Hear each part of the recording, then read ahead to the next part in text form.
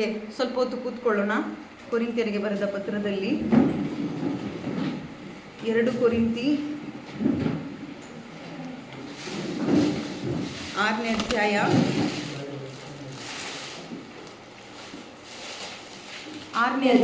1ನೇ ವಾಕ್ಯ.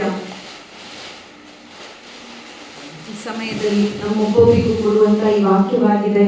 2 ಕೊರಿಂಥಿ 6ನೇ ಅಧ್ಯಾಯ 1ನೇ ವಾಕ್ಯ. ದೇವರೊಡನೆ ದುಡಿಯುತ್ತಿರುವ ನಾವು ನಿಮ್ಮಲ್ಲಿ ವಿಜ್ಞಾಪಿಸುವುದೇನೆಂದರೆ ಈ ದಿನದಲ್ಲಿ ಪ್ರಿಯರೇ, ದೇವರಲ್ಲಿ ದುಡಿಯುತ್ತಿರುವ ನಾವು ಅಂತ ಹೇಳುವಾಗ ಇಲ್ಲಿ ಸಂತ ಪೌಲರು ಆ ಜನತೆಗೆ ಹೇಳಿದ್ದು. ಆದ್ರೆ ಈ ಸಮಯದಲ್ಲಿ ಆ ಪರಿಶುದ್ಧಾತ್ಮರು ಇಂದು ನಮ್ಮನ್ನು ಎಚ್ಚರಿಸ್ತಾ ಇದ್ದಾರೆ, ವಿಜ್ಞಾಪಿಸುತ್ತಾ ಇದ್ದಾರೆ, ಅವರು ಬೇಡಿಕೊಳ್ತಾ ಇದ್ದಾರೆ. ಏನೆಂದರೆ, ದೇವರಿಂದ ನೀವು ಪಡೆದ ವರಪ್ರಸಾದಗಳನ್ನು ವ್ಯರ್ಥ ಮಾಡಬೇಡಿರಿ. ಈ ದಿನದಲ್ಲಿ ನಮಗೆ ಕೊಡುತ್ತಿರುವ ಒಂದು ಎಚ್ಚರಿಕೆ ಆಗಿದೆ. ಏನಂದ್ರೆ, ದೇವರಿತ್ತ ವರಪ್ರಸಾದ, ಆ ಪರಿಶುದ್ಧಾತ್ಮರ ಅನುಗ್ರಹವನ್ನು ನಾವು ಕಳೆದುಕೊಳ್ಳಬಾರದು. ಆ ಕೃಪೆಯಲ್ಲಿ ನಾವು ನಡೆಯಬೇಕು. ಅದು ವ್ಯರ್ಥವಾಗಿ ನಮ್ಮಿಂದ ಹೋಗಬಾರದು ಎಂದು ಈ ದಿನದಲ್ಲಿ ನಮ್ಮನ್ನು ಎಚ್ಚರಿಕೆ ಕೊಟ್ಟು ಅವರು ಹೇಳ್ತಾ ಇದ್ದಾರೆ.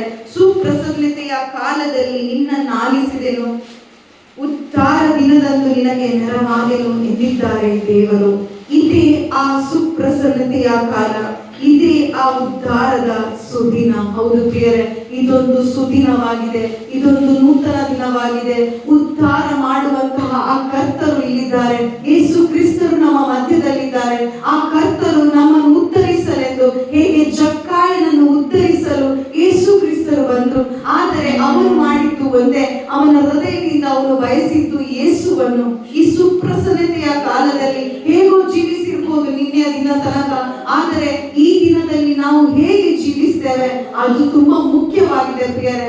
ಇಂದು ನಾನು ಏನನ್ನು ಬಯಸ್ತಾ ಇದ್ದೇನೆ ಅದು ತುಂಬಾ ಮುಖ್ಯವಾಗಿದೆ.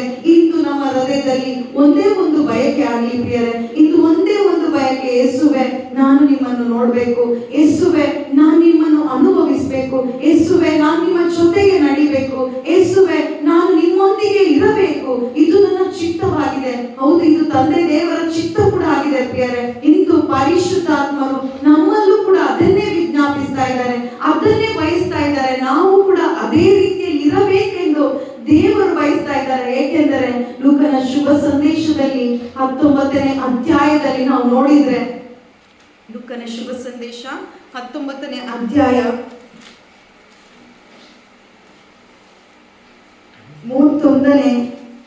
30ರಿಂದ ವಾಕ್ಯ ನೋಡಿದ್ರೆ, ಅಲ್ಲೊಂದು ಯೇಸು ಹೇಳ್ತಾರೆ, ಬೇಸರಗತ್ತೆಯ ಮರಿಯೊಂದನ್ನು ನನಗಾಗಿ ನೀವು ಕರ್ಕೊಂಡು ಬನ್ನಿ ಅಂತೇಳಿ ಯೇಸು ಹೇಳ್ತಾರೆ. ಅಲ್ಲಿ 31ನೇ ವಾಕ್ಯ ಅಲ್ಲಿ ಇದೆ. ಅಲ್ಲಿ ಹೇಳುತ್ತೆ, ಯಾರಾದರೂ ನಿಮ್ಮನ್ನು ಅದನ್ನೇಕೆ ಬಿಚ್ಚುತ್ತೀರಿ ಎಂದು ಕೇಳಿದರೆ ಪ್ರಭುವಿಗೆ ಇದು ಬೇಕಾಗಿದೆ ಎನ್ನಿರಿ ಎಂದು ಹೇಳಿ ಕಳಿಸಿದ್ರು. ಹೌದು ಪ್ರಿಯರೇ, ಇಂದು ನಾನು ಕೂಡ ಅದೇ ರೀತಿಯಲ್ಲಿ ನಾನು ನನ್ನ ಜೀವಿತವನ್ನು ಜೀವಿಸ್ತಾ ಇದ್ದೆ. ಒಂದು ಕಟ್ಟಲ್ಪಟ್ಟ ಒಂದು ಅವಸ್ಥೆ, ಲೋಕದಲ್ಲಿ ಕಟ್ಟಲ್ಪಟ್ಟು ಆ ಹೆಸರಗತ್ತೆ ಯಾರನ್ನು ಕೂಡ ಹೊತ್ತು ಹೋಗ್ಲಿಲ್ಲ. ಮೊದಲನೆಯ ಬಾರಿಗೆ ಯೇಸುವನ್ನೇ ಹೊತ್ತುಕೊಂಡು ಹೋದ್ರು. ಆ ಹೆಸರಗತ್ತೆ ಮೊದಲನೇ ಬಾರಿ ಕೂರಿಸಿದ್ದು ಯೇಸುವನ್ನು. ಆದ್ರೆ ನನ್ನನ್ನು ಸೃಷ್ಟಿಸಿದಂತಹ ಈ ಒಂದು ದೇಹಕ್ಕೆ ನಾನು ಹೊತ್ತುಕೊಂಡು ಹೋದದ್ದು ಪಿಶಾಚಿಯ ಕಾರ್ಯಗಳನ್ನು. ನನ್ನ ದೇಹದ ಮುಖಾಂತರ ಪಿಶಾಚಿಯನ್ನು, ಆತನ ಕಾರ್ಯಗಳನ್ನು ಹೊತ್ತುಕೊಂಡು ನಾನು ಹೋಗುವವಳು ಆಗಿದ್ದೆ. ಮತ್ತು ಈ ಲೋಕದಲ್ಲಿ ಕಟ್ಟಲ್ಪಟ್ಟ ಅವಸ್ಥೆಯಲ್ಲಿ ನಾನಿದ್ದೆ ಪ್ರಿಯರೇ. ಆದ್ರೆ ಇಂದು ಯೇಸು ಕ್ರಿಸ್ತರು ಹೇಳಿದಂತಹ ಈ ವಾಕ್ಯದ ಪ್ರಕಾರ ಯೇಸು ನನ್ನನ್ನು ಬಿಡಿಸಿದ್ದಾರೆ. ಇದು ನನಗೆ ಬೇಕು. ಇಂದು ನನ್ನನ್ನು ನಿಮ್ಮನ್ನು ಬಿಡಿಸಲಿಕ್ಕೆ ಯೇಸು ಇಲ್ಲಿದ್ದಾರೆ ಪ್ರಿಯರೇ. ನಾವು ಯಾವುದೆಲ್ಲ ಕಟ್ಟಲ್ಪಟ್ಟ ಅವಸ್ಥೆಯಲ್ಲಿ ಇದ್ದೇವೋ ಆ ಕಟ್ಟಲ್ಪಟ್ಟ ಅವಸ್ಥೆಯಲ್ಲಿ ಯೇಸುವನ್ನು ನಮ್ಮನ್ನು ಹೊತ್ತುಕೊಂಡು ಹೋಗ್ಲಿಕ್ಕೆ ಆಗುದಿಲ್ಲ, ಯೇಸುವನ್ನು ನಮಗೆ ಸಾಗಿಸ್ಲಿಕ್ಕೆ ಆಗುದಿಲ್ಲ, ಯೇಸುವನ್ನು ನಾವು ಹೊತ್ತು ಸಾಗ್ಲಿಕ್ಕೆ ಆಗುದಿಲ್ಲ. ಅದಕ್ಕಾಗಿ ಇಂಥ ಅವಸ್ಥೆಯಿಂದ ನಮ್ಮನ್ನು ಬಿಡಿಸಲು ಇಲ್ಲಿ ಕರೆದಿದ್ದಾರೆ. ಅವರ ವಾಕ್ಯಗಳ ಮುಖಾಂತರ ನನ್ನನ್ನು ಕೂಡ ಅವರು ಬದಲಾಯಿಸಿದ್ದಾರೆ ಪ್ರಿಯರೇ. ಇಂದು ನಾನು ಇಲ್ಲಿರ್ಬೇಕಾದ್ರೆ ಲೋಕದಲ್ಲಿ ಇಲ್ಲ, ಲೋಕದಲ್ಲಿ ಜೀವಿಸ್ತಾ ಇದ್ದೇನೆ. ಆದ್ರೆ ಲೋಕದಿಂದ ಬೇರ್ಪಟ್ಟು ಯೇಸುವನ್ನು ಹೊತ್ತು ಸಾಗುವಂತ ಮಗಳಾಗಿ ಯೇಸು ನನ್ನನ್ನು ಮಾಡಿದ್ದಾರೆ. ಅವರ ವಾಕ್ಯ ನನಗೆ ಆ ಒಂದು ಧೈರ್ಯವನ್ನು ಕೊಟ್ಟಿದೆ. ಅವರ ಶುಭ ಸಂದೇಶ ನನ್ನಲ್ಲಿ ಕಾರ್ಯ ಮಾಡಿದೆ. ಬೇರೆ ಯಾವುದೇ ವ್ಯಕ್ತಿ ಅಲ್ಲ ಪ್ರಿಯರೇ, ವ್ಯಕ್ತಿಯ ಮಾತಲ್ಲ, ಬದಲಾಗಿ ಯೇಸುವಿನ ಮಾತು ನನ್ನನ್ನು ಬದಲಾಯಿಸಿದೆ. ಇಂದು ಅವರಿಗಾಗಿ ಜೀವಿಸಬೇಕೆಂಬ ತವಕ ನನ್ನಲ್ಲಿ ಬಂದಿದೆ. ಏಕೆಂದರೆ ಆ ಹೆಸರಗತ್ತೆ ಬಿಡಿಸಿಕೊಂಡು ಹೊತ್ತುಕೊಂಡು ಹೋದದ್ದು ಯೇಸುವನ್ನು. ಇಂದು ನನ್ನನ್ನು ಕೂಡ ಹೊತ್ತುಕೊಂಡು ಹೋಗಲು, ನಿನ್ನನ್ನು ಕೂಡ ಹೊತ್ತುಕೊಂಡು ಹೋಗಲು, ಯೇಸುವನ್ನು ಹೊತ್ತುಕೊಂಡಲು ಹೋಗುವಂತ ಒಂದು ಸಾಧನವಾಗಿ ಉಪಯೋಗಿಸಲು ಯೇಸು ಬಯಸ್ತಾ ಇದ್ದಾರೆ. ಆದ್ರೆ ನನ್ನ ಬಯಕೆ ಈ ಸಮಯದಲ್ಲಿ ಬದಿಗೊತ್ತೋಣ. ನನ್ನನ್ನು ಬದಲಾಯಿಸಿದ ದೇವರು ನಿಮ್ಮನ್ನು ಕೂಡ ಬದಲಾಯಿಸಲು ಶಕ್ತರಾಗಿದ್ದಾರೆ. ಏಕೆಂದರೆ ಅವರ ವಾಕ್ಯಗಳು ಜೀವ ಉಳ್ಳದಾಗಿದೆ, ಕ್ರಿಯಾತ್ಮಕವಾಗಿವೆ ಮತ್ತು ಈ ಕತ್ತಿಗಿಂತಲೂ ಹರಿತವಾದಂತ ಮಾತುಗಳಾಗಿವೆ ಪ್ರಿಯರೇ. ಅಂತ ಮಾತುಗಳು ನನ್ನೊಂದಿಗೆ ಇರುವಾಗ ನಿಮ್ಮನ್ನು ಕೂಡ ಬದಲಾಯಿಸಲು ಸಾಧ್ಯವಾಗುವಂತ ಆ ಮಾತುಗಳು ಬದಲಾಯಿಸಿದಂತಹ ಕರ್ತನಿಗೆ ನಾವು ಎದ್ದು ನಿಂತು ದೇವರಿಗೆ ಸ್ತೋತ್ರವನ್ನು ಸಲ್ಲಿಸೋಣ. ನಾವು ಒಟ್ಟಾಗಿ ನಿಂತು ಆ ಯೇಸುವಿಗೆ ಸ್ತೋತ್ರವನ್ನು ಸಲ್ಲಿಸೋಣ.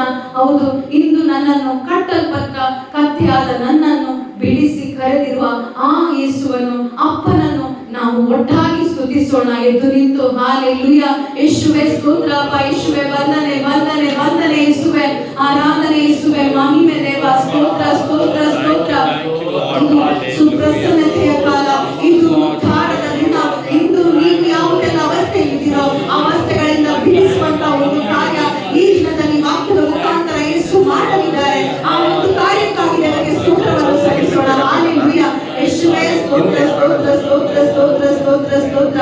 ಕಟ್ಟಲ್ಪಟ್ಟ ಕತ್ತೆಯಾಗ ನನ್ನ ಬಿಡಿಸಿ ಕರೆದಿರುವೆ ನೀ, ನಿನ್ನನ್ನು ಹೊತ್ತು ಸಾಗುವಂತೆ ನನ್ನನ್ನು ಉಪಯೋಗಿಸಿರುವೆ.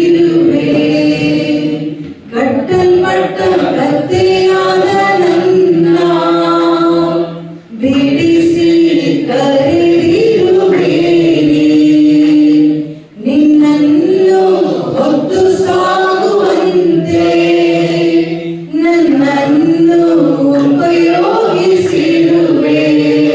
ನನ್ನ ಕರಗಳ ತಟ್ಟಿಯಲ್ಲಿ ಆರಾಧಿಪೆ ಆರಾಧಿಪೆ ನಿನ್ನನ್ನು ಆರಾಧಿಪೆ. ನನ್ನ ಕರಗಳ ತಟ್ಟಿ ಆರಾಧಿಪೆ ಆರಾಧಿಪೆ ನಿನ್ನನ್ನು ಆರಾಧಿಪೆ. ಆರಾಧನೆ ನನ್ನೇಸಯ್ಯ, ಕೊಂಡಾಡುವೆ ನನ್ನೇಸಯ್ಯ.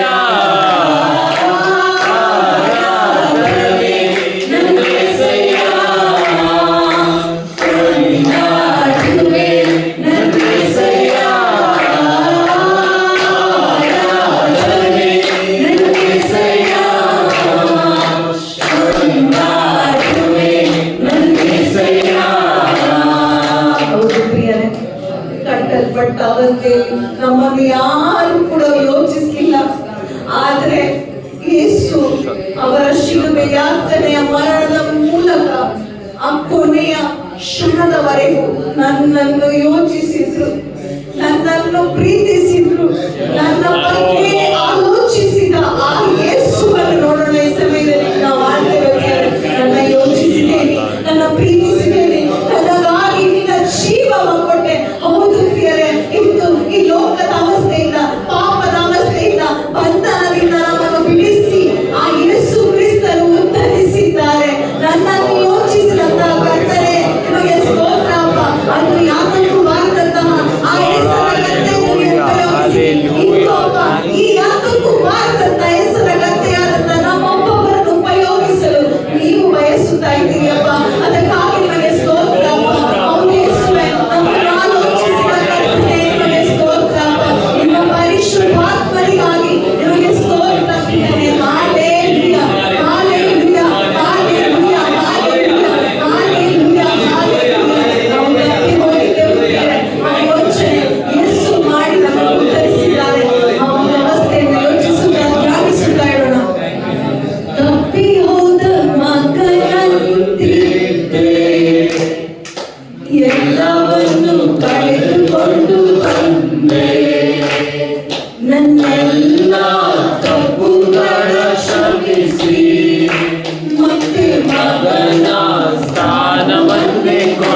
ಕೊಟ್ಟೆ. ತಪ್ಪಿ ಹೋದ ಮಗನಂತಿದ್ದೆ, ಎಲ್ಲವನ್ನು ಕಳೆದುಕೊಂಡು ಬಂದೆ.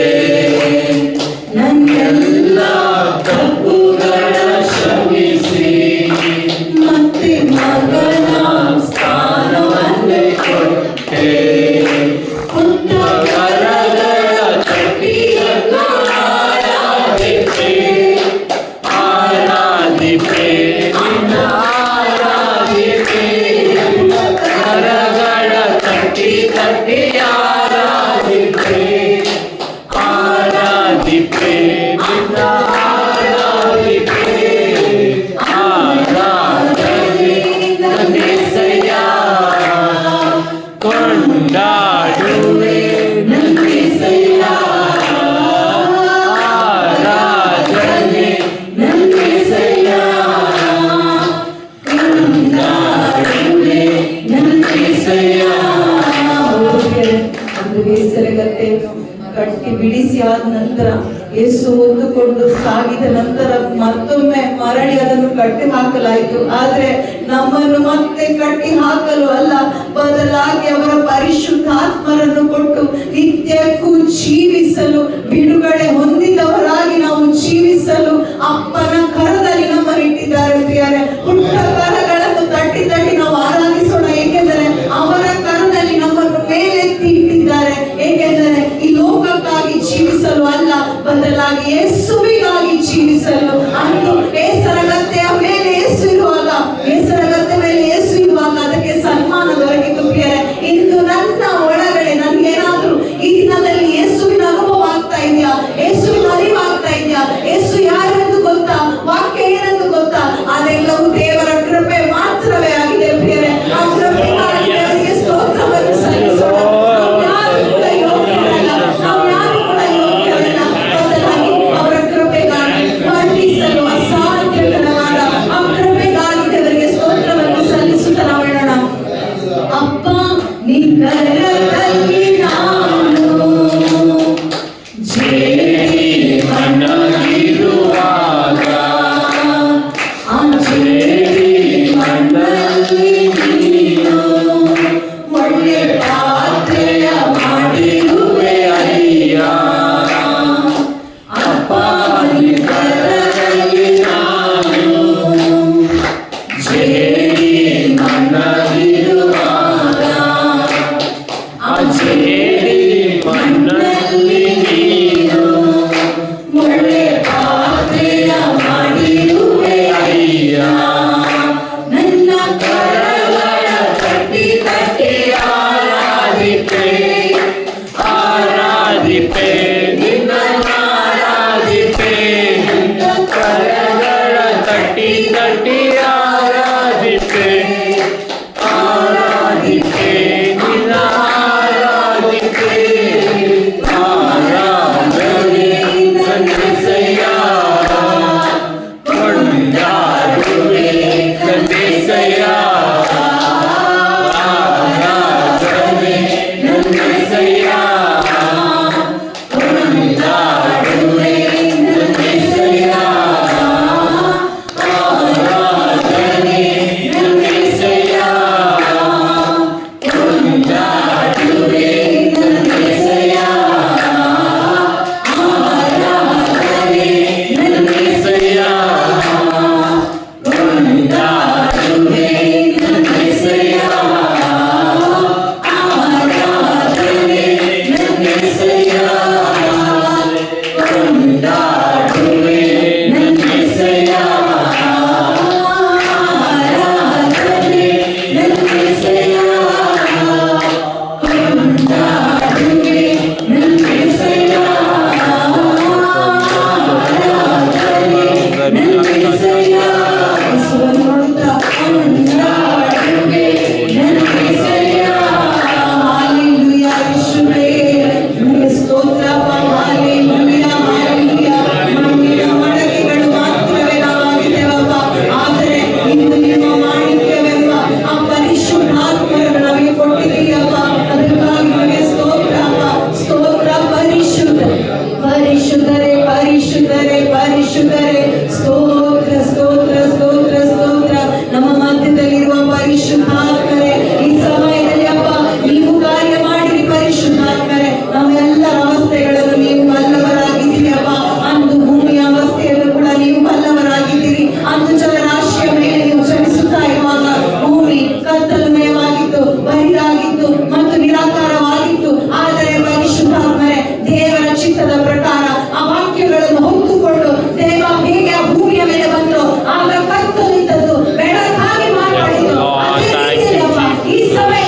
ಇರುವಂತ ಎಲ್ಲ ಕರ್ತವ್ಯ ಜೀವಿತಗಳು,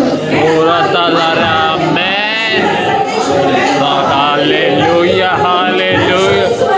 Yes, Lord. ಜೀವಿತಗಳಪ್ಪ ಫಲದಾಯಕವಾಗಲಿ. ದೇವ ನಿರಾಕರವಾಗಿರುವ ಎಲ್ಲ ಅವಸ್ಥೆಗಳು ಯೇಸುವಿನ ಅನುರೂಪವನ್ನು ಪಡೆಯುವಂತಾಗಲಿ. Amen. ಯೇಸು ಕ್ರಿಸ್ತರ ನಾಮದಲ್ಲಿ amen. Amen. Thank you Jesus. ಯೇಸುವೇ ಸ್ತೋತ್ರ ಸ್ತೋತ್ರ.